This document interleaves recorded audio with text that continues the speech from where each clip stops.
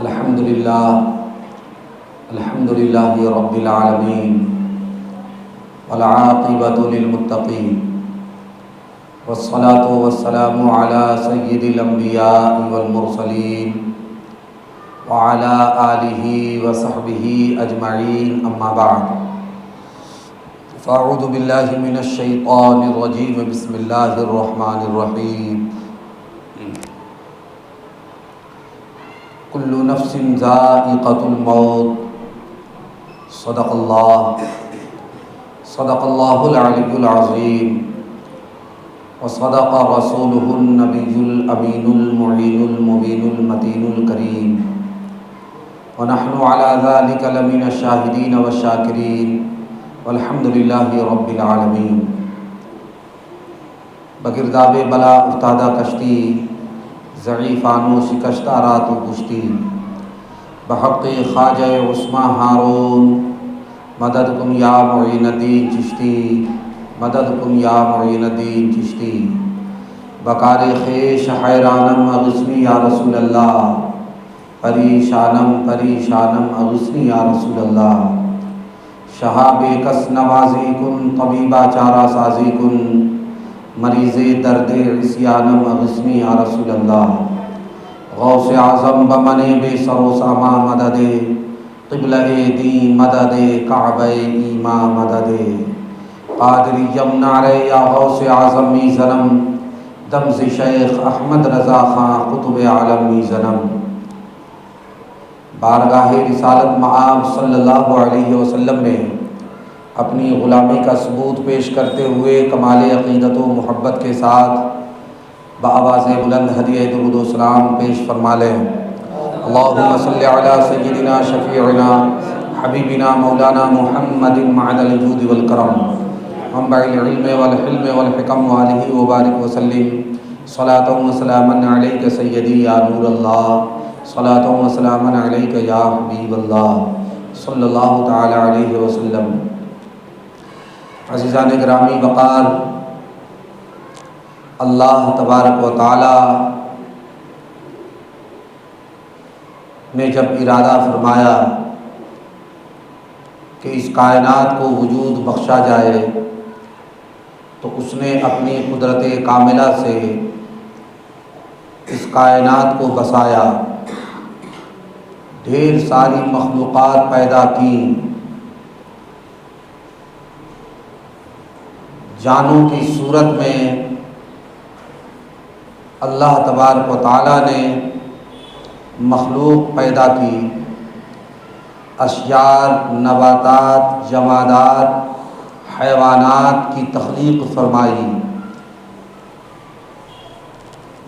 ہر جان اور ہر بچہ اسی لیے پیدا ہوتا ہے کہ اسے ایک نہ ایک دن مر جانا ہے، اور ہر درخت اسی لیے زمین پر اگتا ہے کہ اسے ایک نہ ایک دن کاٹ دیا جائے گا۔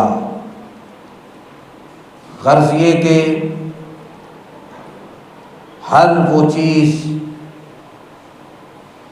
ہر وہ شے، ہر وہ ذی روح جس نے زندگی کا میٹھا شربت پیا ہے، اسے ایک نہ ایک دن موت کا بھی کڑوا کڑوا گھونٹ پینا ہی پڑے گا۔ کائنات کی کوئی شے ایسی نہیں ہے جس کے لیے دوام و بقا ہو،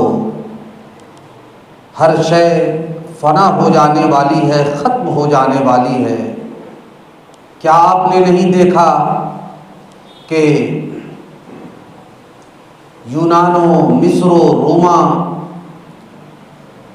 بلکہ ساری دنیا کے اندر بڑے بڑے طاقتور بادشاہ، سلطنت کے والی، نامور پہلوان پیدا ہوئے دنیا میں، جن کا سکہ چلتا تھا، جن کی طاقت کے لوگ گنگان گاتے تھے، مگر موت کے چنگل سے وہ نہ بچ سکے۔ جب موت آئی تو ہاتھ پسار کر کے دنیا کو دکھاتے ہوئے اس کائنات سے رخصت ہو گئے۔ خواہ نیکوکار انسان ہو کہ بدکار ہو، غریب ہو کہ امیر ہو، سب کے لیے موت ہے۔ ایک ایسی حقیقت، کائنات کا کوئی بھی انسان اس حقیقت کا انکار نہیں کر سکتا۔ لوگ یہاں تک کہ اللہ و رسول کی ذات کا، ان کے وجود کا انکار کر دیتے ہیں، معاذ اللہ رب العالمین، مگر موت کی حقیقت کا انکار نہیں کرتے، کیونکہ روزانہ اپنے ماتھے کی نگاہوں سے مشاہدہ کرتے رہتے ہیں۔ تو عزیزو، موت بہرحال آنے والی ہے، یہ قرآن مقدس کا ارشاد ہے، رب تبارک و تعالیٰ کا اٹل فیصلہ ہے، بدلنے والا نہیں ہے۔ باقی رہنے والی ذات صرف اور صرف رب تبارک و تعالیٰ کی ہے۔ جب کچھ بھی نہ تھا تو ہمارا رب تھا، اس نے اپنی قدرت کاملہ سے، اپنے ارادہ و اختیار سے اس کائنات کو وجود بخشا، اور پھر جب وہ چاہے گا تو اس کائنات کو ختم فرما دے گا، اور پھر اپنی مرضی سے ہر شے کو حساب و کتاب کے لیے حاضر فرمائے گا۔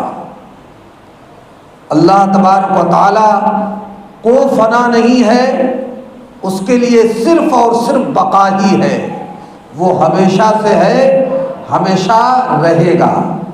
عزیزان ملت اسلامیہ، میں آج اپنی گفتگو کو اس جانب لے جانا چاہتا ہوں کہ جب ہر شخص کو مرنا ہے تو عزیزو یاد رکھو، نہ ہر شخص کی موت یکساں ہوتی ہے اور نہ ہی ہر شخص کی قبر یکساں ہوتی ہے۔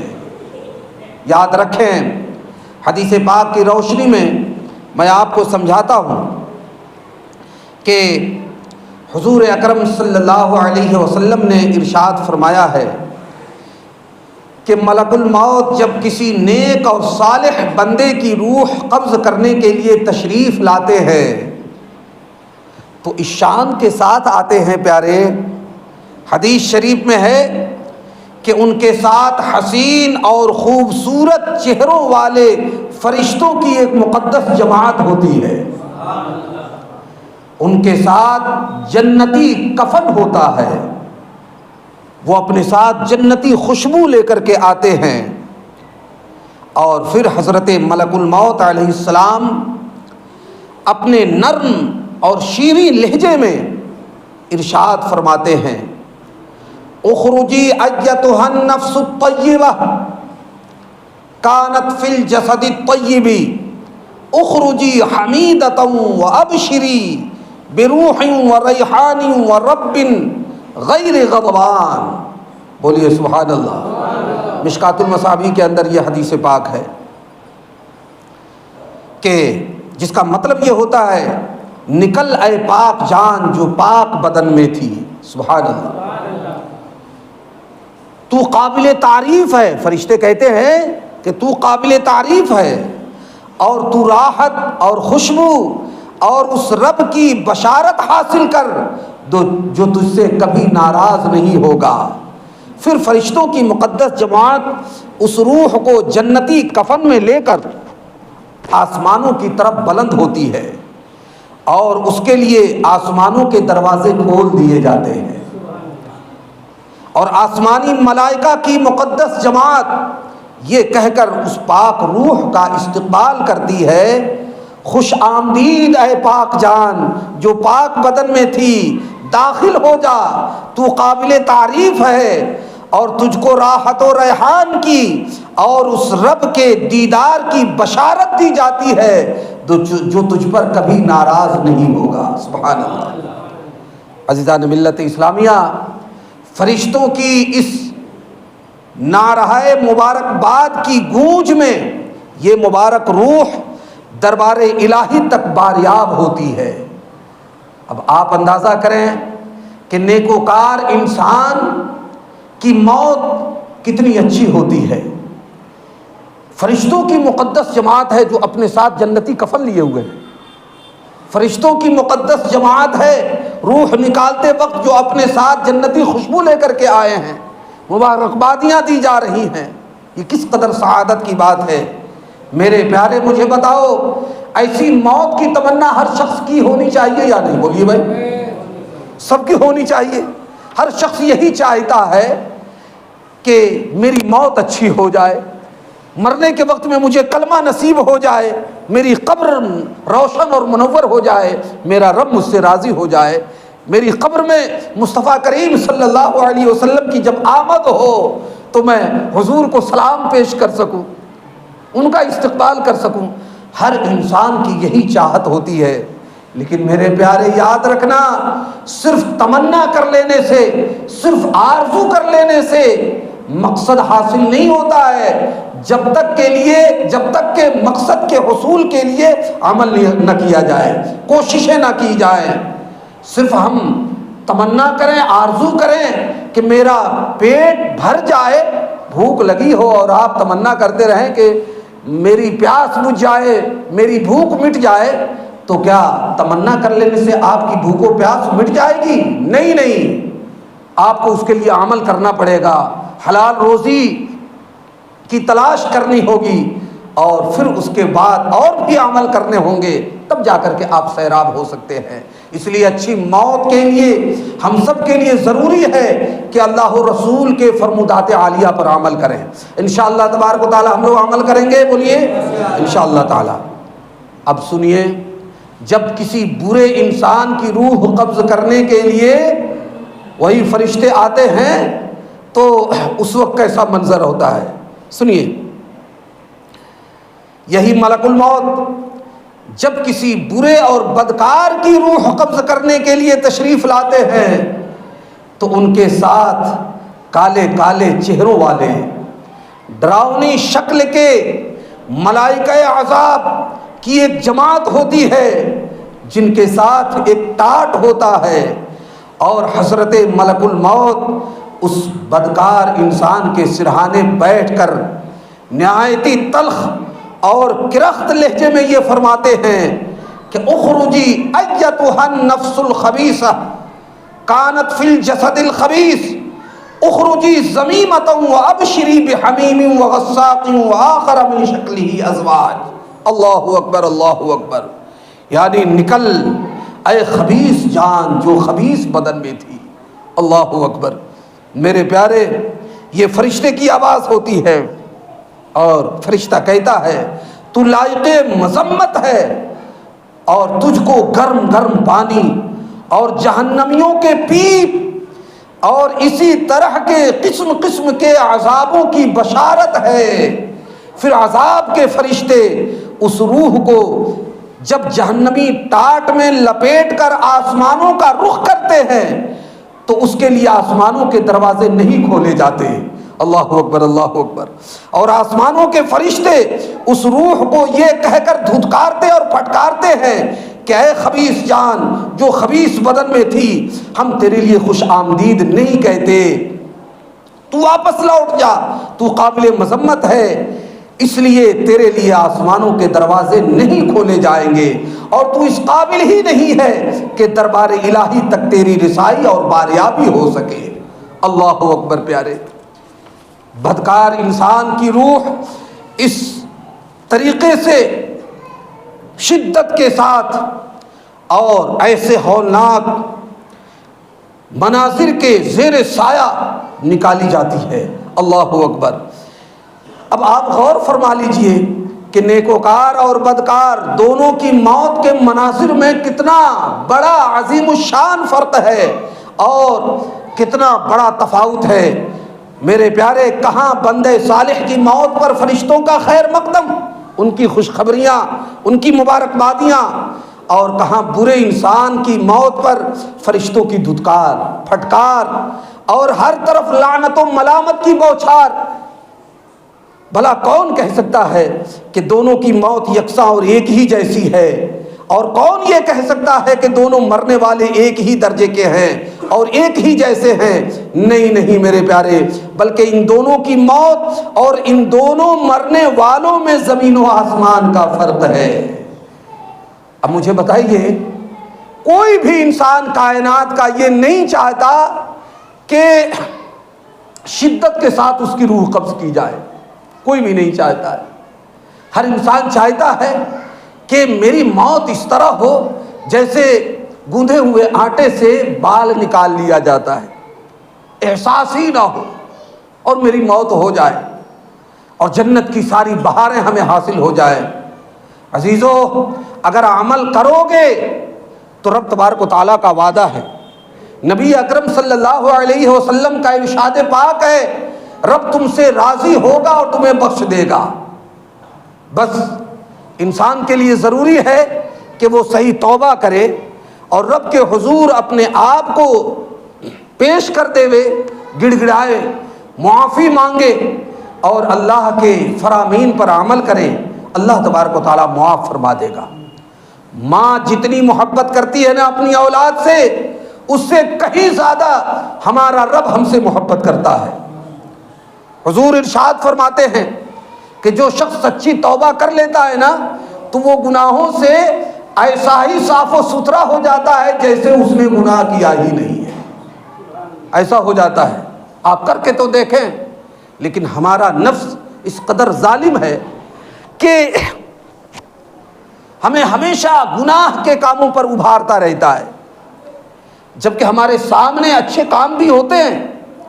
ہم چاہیں تو اپنے اختیار سے ان اچھے کاموں کو اپنا سکتے ہیں، ادھر اپنے قدم بڑھا سکتے ہیں، لیکن نفس اتنا ظالم روکتا ہے۔ آج گلچھرے اڑا لے، آج موج مستی کر لے، تیری عمر بڑی ہے، ابھی تیری عمر ہی کیا ہوئی ہے، بس لگ جا دنیا کی رنگینیوں میں۔ اس طریقے سے یہ نفس جو ہے ہمارے اوپر حاوی ہو جاتا ہے۔ جانتے ہو پیارے، جب تک ہم لوگ اپنے نفس کو ماریں گے نہیں، رب کی رضا ہمیں حاصل ہوگی ہی نہیں۔ ہمارے جو بزرگان دین ہیں نا، اولیاء اللہ، جب نفس انہیں ابھارتا تھا کہ آج اچھا کھانا کھائیں گے، تو حضرات اولیاء کرام نفس کی خلاف ورزی کرتے تھے۔ جس دن نفس کہتا کہ گوشت کا کھانا کھائیں گے، اس دن وہ سوکھی روٹی کھایا کرتے تھے۔ تو جب نفس کو انہوں نے مارا، رب تبارک و تعالی نے اپنی رحمت کے سائے میں انہیں لے لیا اور پھر ان کو اپنی مدد کا ایسا مظہر بنا دیا کہ کائنات میں دوسروں کو وہ اپنی مدد سے فیضیاب کرتے رہتے ہیں۔ میرے عزیزو، نفس پر کنٹرول کرو۔ ہم اللہ کے بندے ہیں، ہمارے لیے ضروری ہے کہ ہم اللہ اور رسول کے وفادار بن جائیں۔ وہی انسان قابل رشک ہوتا ہے جو خود اپنے لیے بھی، اپنے والدین کے لیے بھی اور پورے معاشرے کے لیے مفید ثابت ہوتا ہے۔ اسی انسان کی قدر کی جاتی ہے۔ اس لیے اپنے آپ کو ایسا بنائیے کہ خود کو بھی فائدہ پہنچائیے، اپنے والدین کے لیے بھی آپ صدقہ جاریہ ہو جائیے اور اپنی آنے والی نسلوں کے لیے، اپنی اولاد کے لیے آپ آئیڈیل ہو جائیے۔ اولاد یہ جانے کہ میرے والدین نماز کی پابندی کرتے تھے، کبھی اپنی زبان سے کسی کو تکلیف نہیں پہنچاتے تھے، کبھی اپنے عمل سے کسی کو تکلیف نہیں پہنچاتے تھے، غریبوں، فقیروں، یتیموں، مسکینوں پر شفقت کیا کرتے تھے۔ جب آپ کی اولاد یہ چیز دیکھے گی نا، انشاءاللہ تبارک و تعالیٰ اس کے اندر بھی یہ چیز ودیت کر دی جائے گی۔ اس لیے کہ اولاد جو ہے اپنے والدین سے تربیت پاتی ہے، یہی اسلامی تربیت ہے۔ میرے پیارے، اس لیے میں گزارش کرتا ہوں، بار بار بولتا ہوں، ماضی میں اگر آپ سے گناہ ہوئے ہیں، آج توبہ کر لو۔ جانتے ہو کس لیے؟ اپنی اولاد کی بہتری کے لیے، کم سے کم تمہاری اولاد نہ بگڑے۔ عزیزو، نفس پر کنٹرول کرو، انشاءاللہ تبارک و تعالی اللہ بڑا کریم اور بڑا مہربان ہے، بڑا شفیق ہے، کرم فرمانے والا ہے۔ مولا آپ کو اپنی رحمتوں سے نوازے گا۔ عزیزان ملت اسلامیہ، اب کچھ اور باتیں میں آپ کو قبر کے حوالے سے بتا دینا مناسب سمجھتا ہوں۔ تو سنیے، یہ بھی حدیث پاک سے ثابت ہے کہ جب نیکوکار اور بدکار دونوں کو لوگ اپنی اپنی قبروں میں دفن کر کے چلے جاتے ہیں تو حدیث پاک سے یہ بات ثابت ہے کہ لوگوں کے لوٹ جانے کے بعد ہر قبر میں منکر و نکیر 2 فرشتے حاضر آتے ہیں اور مردے کو قبر میں بٹھا کر کے 3 سوالات کرتے ہیں۔ کتنے؟ 3 سوالات کرتے ہیں۔ ان کا پہلا سوال ہوتا ہے من ربک، تیرا رب کون ہے؟ دوسرا سوال ہوتا ہے ما دینک، تیرا دین کیا ہے؟ اور تیسرا سوال ہوتا ہے وما ھذا الرجل الذی بعث فیکم، یہ مرد یعنی نبی کریم صلی اللہ علیہ وسلم ہر شخص کی قبر میں تشریف لاتے ہیں، ان کی جانب اشارہ کرتے ہوئے فرشتے کہتے ہیں یہ کون ہے جو تمہاری طرف بھیجے گئے ہیں؟ اگر مرد نیکوکار ہے تو وہ ان 3 سوالوں کا جواب اس طرح دیتا ہے کہ میرا رب اللہ ہے، میرا دین اسلام ہے، اور یہ مرد اللہ کے رسول ہے صلی اللہ علیہ وسلم۔ برادران ملت اسلامیہ، جس وقت مردہ ان 3 سوالوں کا اس طرح ٹھیک ٹھیک جواب دے دیتا ہے تو اس وقت آسمان سے ایک پکارنے والا فرشتہ یوں ندا کرتا ہے اور خدا کی طرف سے اعلان کرتے ہوئے یہ کہتا ہے کہ ان صدق عبدی فافرشوہ من الجنہ، بولیے سبحان اللہ، والبسوہ من الجنہ وافتحوا له بابا الی الجنہ، یعنی میرے بندے نے سچ کہا۔ سبحان اللہ، 3 سوالوں کا جواب صحیح طور پر دے لیا تو گویا رب فرماتا ہے کہ میرے بندے نے سچ کہا، لہٰذا اے فرشتوں تم اس کی قبر میں اس کے لیے جنتی بستر بچھاؤ۔ سبحان اللہ، اور اس کو جنتی لباس پہناؤ۔ سبحان اللہ، اور اس کی قبر میں جنت کی طرف ایک دروازہ کھول دو، چنانچہ اس کی قبر میں بہشتی ہوا اور جنتی خوشبو آنے لگتی ہے۔ سبحان اللہ سبحان اللہ، اور اس کی قبر اتنی لمبی چوڑی کر دی جاتی ہے جہاں تک اس کی نگاہ جاتی ہے، جہاں تک اس کی نگاہ جائے اتنی بڑی اس کی قبر ہوتی ہے، گویا کہ اس کا گھر اتنا بڑا ہے۔ آج ہم لوگ 12-25 کے مکان کے لیے ترستے ہیں، لیکن یاد رکھو پیارے، نیکوکار اور بندے مومن کے لیے اللہ نے اپنی دست قدرت سے جس گھر کو بنایا ہے اس کی وسعت کا کیا عالم ہوگا، اس کی لمبائی چوڑائی کا ہم اور آپ اندازہ نہیں کر سکتے ہیں میرے پیارے۔ تو حدیث پاک سے یہ بات ثابت ہے کہ اللہ تبارک و تعالیٰ اس کے لیے جنتی محل تیار فرما دیتا ہے۔ اور ترمذی شریف میں تو یہ ہے کہ جب بندہ اچھی طرح ان 3 سوالوں کا جواب دے لیتا ہے تو حکم ہوتا ہے نم کنومت العروس الذی لا یوقظہ الا حب اہلہ الیہ، یعنی اے مردے تو اس طرح سو جا جس طرح دلہن سوتی ہے۔ سبحان اللہ، کہ دلہن کو صرف وہی جگا سکتا ہے جو اس کے گھر والوں میں سب سے بڑھ کر اس کا محبوب ہے، یعنی اس کا شوہر، وہی جگا سکتا ہے نا، اس کے سوا دوسرا کوئی نہیں جگا سکتا۔ میرے پیارے، یہ بڑی سعادت کی بات ہے کہ نیکوکار کی قبر اس قدر وسیع کر دی جائے۔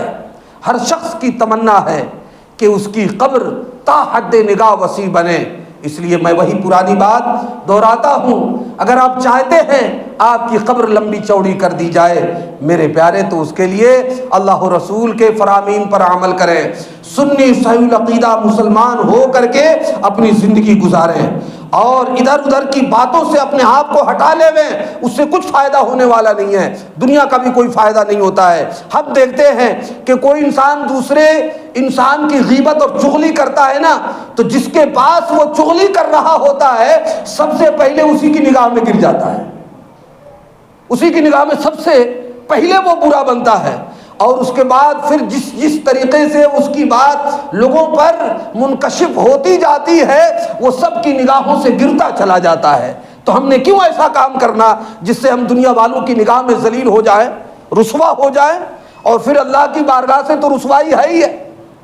اس لیے دوستیاں بھی اپنی کم کر دیجئے، ادھر ادھر بیٹھنا کم کر دیجئے، گھروں میں مائیں اپنے گھر میں رہیں، اپنے گھر کے کام کاج میں رہیں، اپنی اولاد کی اسلامی تربیت میں رہیں، دوسروں کے پاس بیٹھ کر کے ادھر ادھر کی باتوں میں نہ رہیں۔ ہم دیکھتے ہیں آئے دن خبریں آتی رہتی ہیں، چند عورتیں ایک جگہ بیٹھ گئیں، بس دوستی قائم ہو گئی، اور پھر طرح طرح کی باتیں شروع، لاٹا پٹا ادھر سے ادھر جو ہے جوڑنا چالو، پتہ چلا اتنا زیادہ جوڑ دیا کہ شام کو جھگڑا ہو گیا۔ عورتوں کا جھگڑا مردوں میں آ جاتا ہے، اور پھر اختلاف کا دروازہ کھل جاتا ہے۔ اس لیے ان سے گزارش ہے، اپنی چھوٹی اولاد کو ذرا دیکھو، تم اگر اسلامی تربیت سے منہ چراؤ گی اور ان کی اسلامی تربیت نہیں کرو گی نا، تو پھر کون کرے گا میرے بھائی؟ تمہاری اولاد کو کون سکھائے گا کہ یہ روزہ ہے، یہ نماز ہے، یہ حج ہے، یہ زکوٰۃ ہے، یہ والدین ہیں ان کا ادب کرنا چاہیے، یہ بڑے ہیں ان کا ادب کرنا چاہیے، چھوٹوں پر شفقت کرنا چاہیے؟ کون سکھائے گا؟ آپ اپنے اوقات اس میں لگائیں، اپنی اولاد کی تربیت میں لگائیں، یہ بہت ضروری ہے۔ میں اس لیے نصیحت کر رہا ہوں کہ قرآن کا ارشاد ہے وَذَكِّرْ فَإِنَّ الذِّكْرَىٰ تَنفَعُ الْمُؤْمِنِينَ، لوگوں کو نصیحتیں کرو کیونکہ نصیحتیں لوگوں کو، مومنین کو فائدہ پہنچاتی ہیں۔ اللہ تبارک و تعالیٰ عمل خیر کی توفیق رفیق عطا فرمائے۔ تو ابھی آپ نے دیکھ لیا کہ نیکوکار انسان کی قبر کس قدر وسیع ہو جاتی ہے، اور وہیں جب کوئی انسان بدکار ہوتا ہے، منافق اور کافر ہوتا ہے، گناہوں کے دلدل میں پھنسا ہوا ہوتا ہے، جب وہ مرتا ہے نا تو سنیے،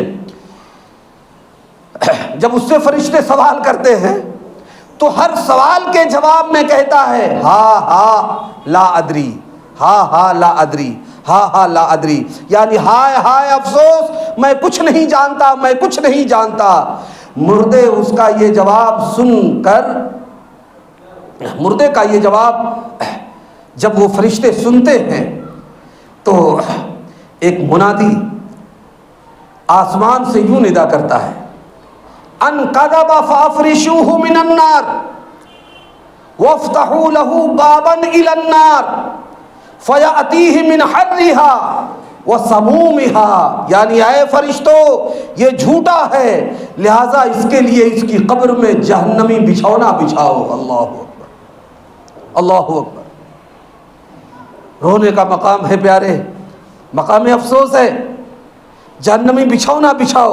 اللہ تبارک و تعالیٰ کا حکم ہوتا ہے فرشتوں کو، اور اس کی قبر میں جہنم کی طرف ایک دروازہ کھول دو، چنانچہ اس کی قبر میں جہنم کی گرمی اور لو آنے لگتی ہے۔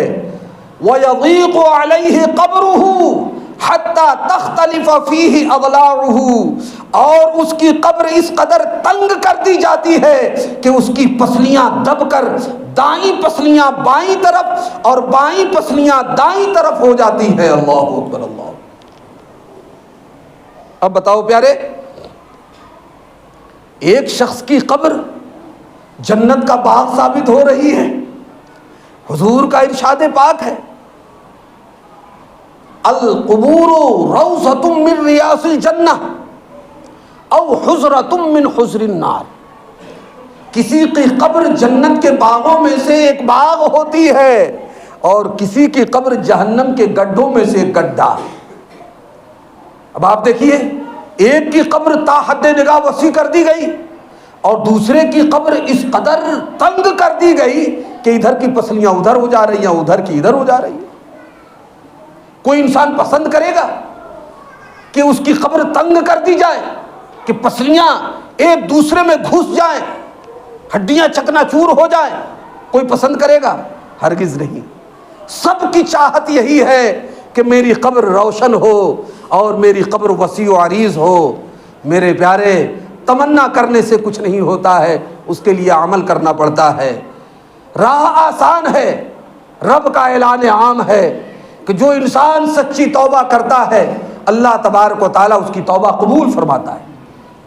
ہمارا حال یہ ہے، جمعہ کے دن آئے، امام صاحب نے تقریر کی، ہاتھ اٹھوا دیا، وعدہ کرو نیکیاں کریں گے، سبوں نے ہاتھ اٹھا لیا، توبہ کرو، استغفر اللہ ربی من کل ذنب واتوب الیہ، سبوں نے توبہ پڑھ لی، توبہ کر لی، لیکن پھر جیسے ہی مسجد سے باہر نکلتے ہیں امام صاحب کی بات ختم، ادھر سے سنا تھا ادھر گئی، نکل گئی، ان کی بات کا اب کوئی اعتبار نہیں۔